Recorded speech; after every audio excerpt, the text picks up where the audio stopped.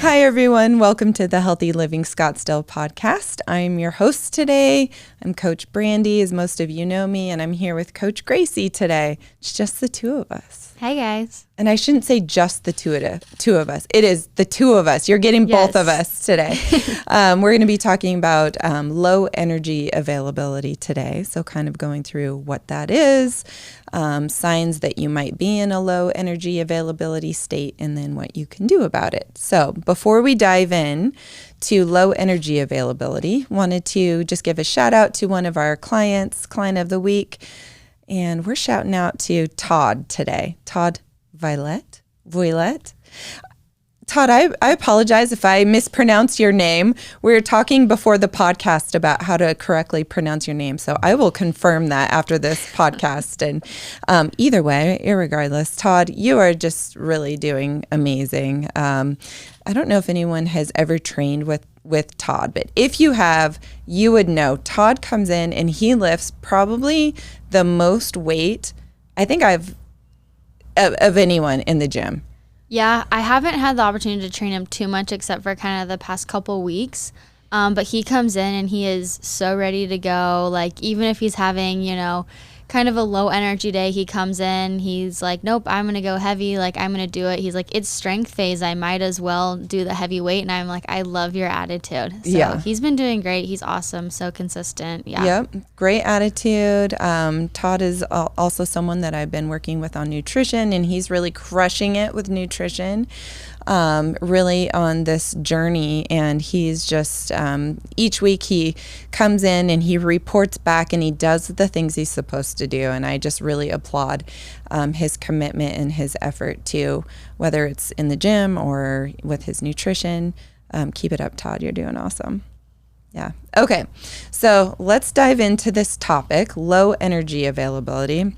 So I'll start with just kind of defining what that is. So low energy availability, or you might hear of it as LEA, it's a state where the energy that you consume is not enough to meet the basic requirements to support your basic bodily functions, not even to mention any purposeful exercise that you're doing. So it's basically you don't have enough energy coming in to meet the demand of that your body requires.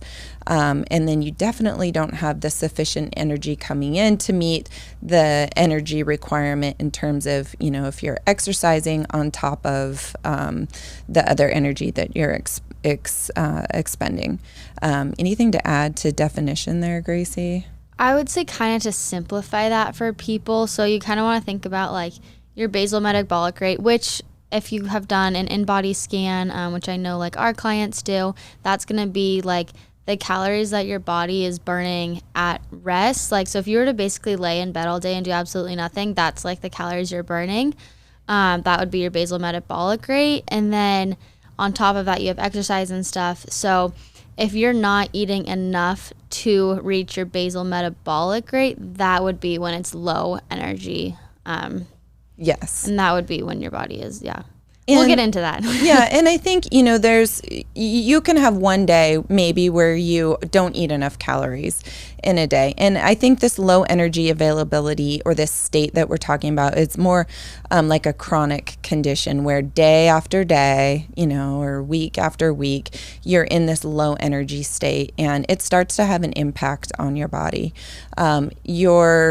The food that you eat is energy, and your body uses that energy for everything, for so many different things, for all of the functions, your digestive system, for your heart to pump, for your hair, skin, nails to grow, for your metabolism, your hormones to operate effectively. Your body uses energy for everything, to grow muscle, to grow bone. You need energy so that you can support your body. So let's talk about maybe some signs that you might be experiencing if you feel you may be in a low energy state, or you're not sure if you're in a low energy state, but you have some of these signs.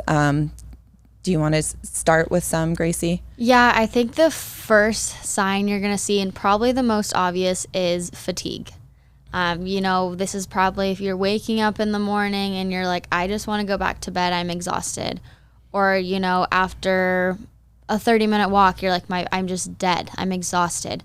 That chronic fatigue means your body's probably not getting enough calories. Another one, if your performance starts to go down, whether this is your cognitive performance or your physical performance. So in gym, out of gym, say you're working on something for work and you just can't focus, that's going to be another one, another sign. Yeah, those are two big ones, I think. In addition to that, so you mentioned performance, you might see decrease in strength. So if you are training in a gym or if you're doing any type of exercise, you might notice, you just don't have the strength or the power or the energy to get you through your workout. So you might notice like a reduction in your strength or your power, or just the energy to get through your workout. You might be excessively sore after a workout. So you just don't ever feel like you can recover fully after a workout. Really sore, just not getting the recovery that you need. Recurring injuries. So that's another one where if you have these nagging recurring injuries, that could be a sign that you're in a low energy availability state. It also can affect your mood.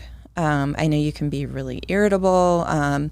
Notice a change in your mood if you're in a low energy state. You mentioned the concentration and the fatigue.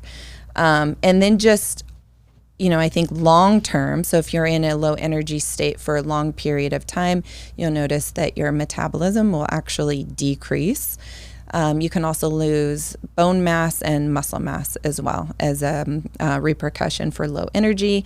And then in maybe more serious cases, I know women can be in such a state of low energy availability that it affects their menstrual cycle. And they may actually stop having a period for a length of time because of this low energy availability.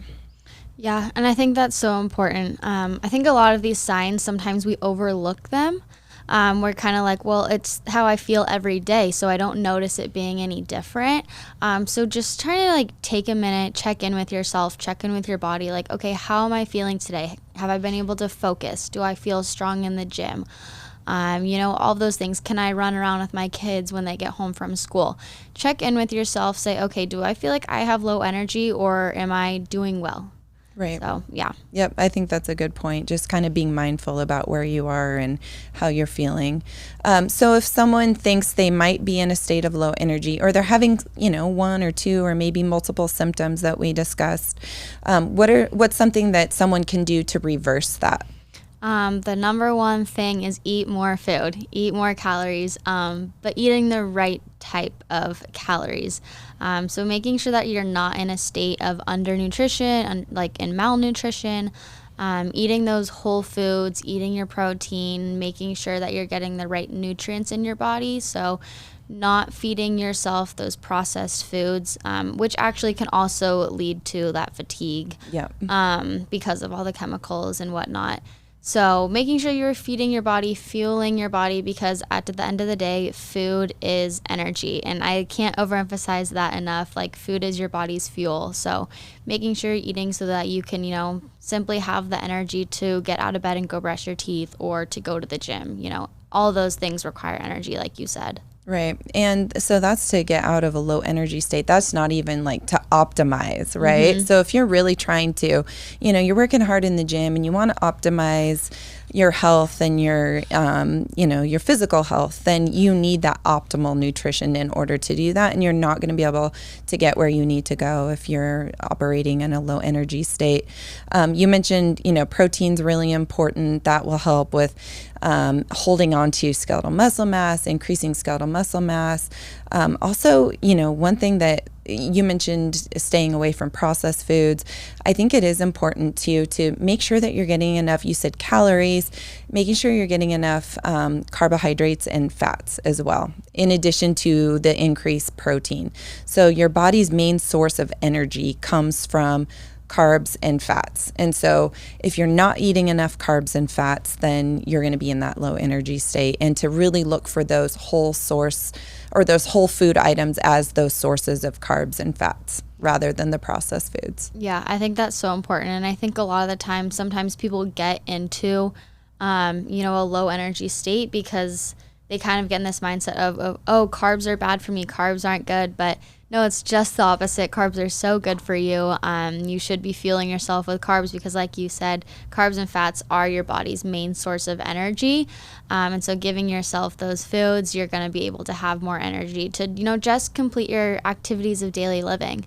So eat your carbs. I will overemphasize that. Don't be afraid of them. Exactly. They are really important. Don't be afraid to eat those healthy carbs. They are great for you. And, I've worked with many people and they think, okay, I'm reducing my carbs and they want to change their metabolism. But really they're slow. The metabolism is slowing down because they aren't getting enough calories, enough carbohydrates and enough protein. So they really need those additional calories and to start increasing their skeletal muscle mass to see a change in metabolism.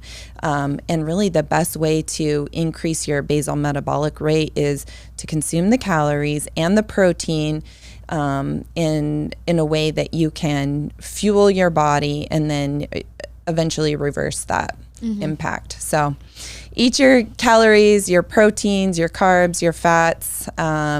Be mindful about how you're feeling. And if you think that you're in a low energy state, just try increasing your calories and do that in a way that you're consuming whole foods and see how that feels and see if that makes a difference in your workout, in your sleep, in your recovery. Are those little nagging injuries starting to feel better? Just notice that difference and I think it'll go a long way. All right, that's all we have for you today. If you want additional coaching, we do coaching on nutrition as well. So if you're having a hard time trying to figure out where you are in terms of calories, your nutrition, how you need to be planning around your workouts, let us know. We're happy to talk to you about it during your workout, or you can set up a consultation with us and we can go through it in more detail. Thanks. That's all we have, guys. Thank you so much for listening to the Healthy Living Scottsdale podcast. Do you have a question that you'd like for us to answer live on the podcast? If so, all you need to do is head over to the Apple Podcast app on your iPhone and do 3 simple things. First, leave us a rating and review telling me what you think of the podcast. In that review, ask anything you want related to health, fitness, or nutrition. And if you want a shout out, leave us your Instagram handle or name. That's all you have to do. Then listen to hear your questions answered live on the next Q&A episode.